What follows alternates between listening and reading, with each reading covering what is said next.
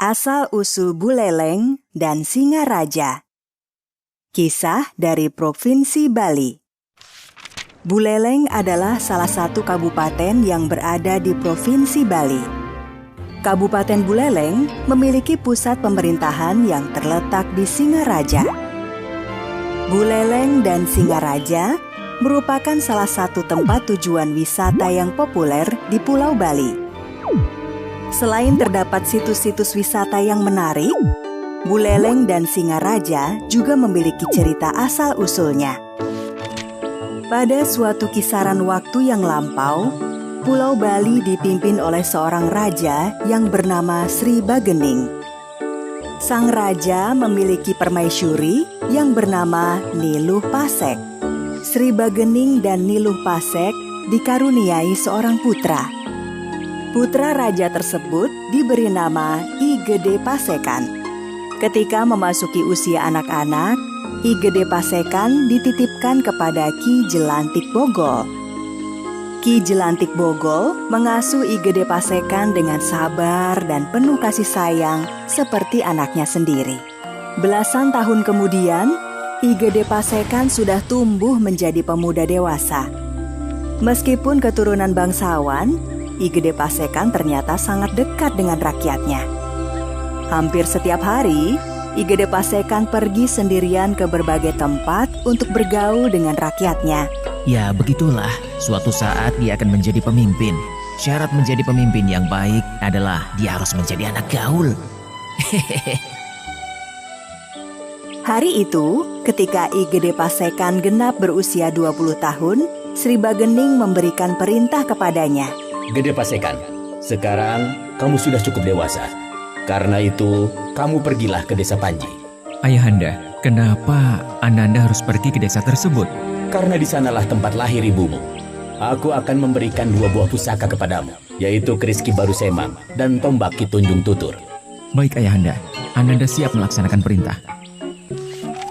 I Gede Pasekan segera berangkat melaksanakan perintah ayahnya. Ia berjalan sendirian dan berpakaian seperti orang kebanyakan. Meskipun berjalan sendirian, I Gede Pasekan merasa tidak takut bertemu orang jahat karena membawa 2 buah pusaka kerajaan. Selama berhari-hari, tanpa berhenti, I Gede Pasekan terus berjalan. Rasa lelah sepertinya tidak dihiraukan. Meskipun mencoba melawan rasa lelah, namun tubuh I Gede Pasekan tidak bisa dibohonginya.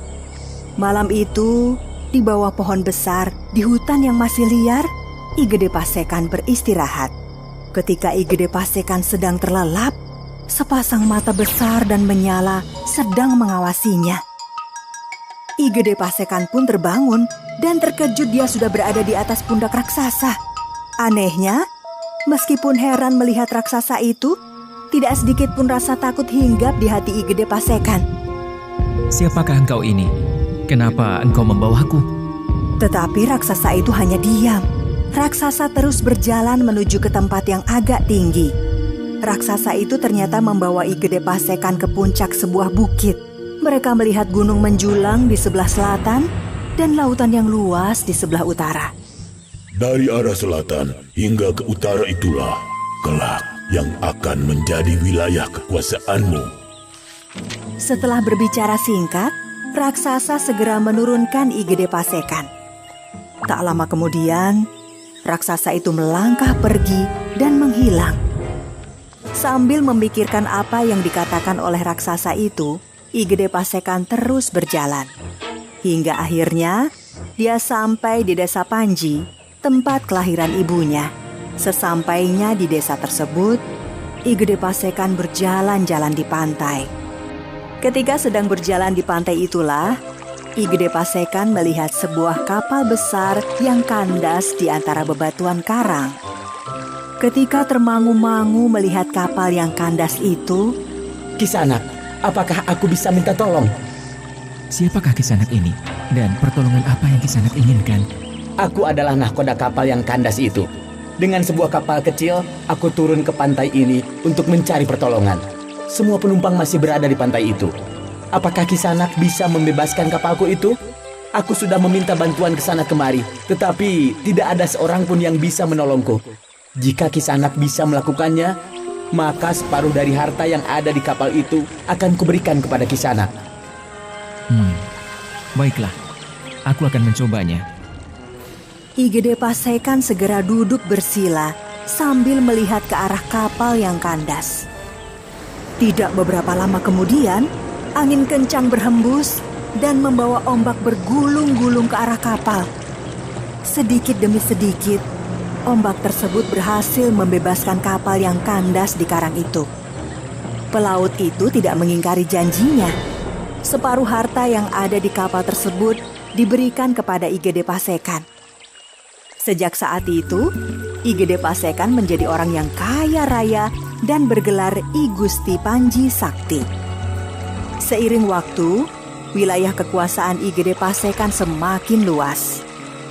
Dia kemudian membangun sebuah istana megah di sebuah hutan yang banyak ditumbuhi pohon buleleng. Wilayah kekuasaan I Gede Pasekan itu kemudian diberi nama Kerajaan Buleleng. Sedangkan istana megah yang dibangun oleh I Gede Pasekan kemudian diberi nama Singaraja, yang artinya adalah Raja Perkasa layaknya singa.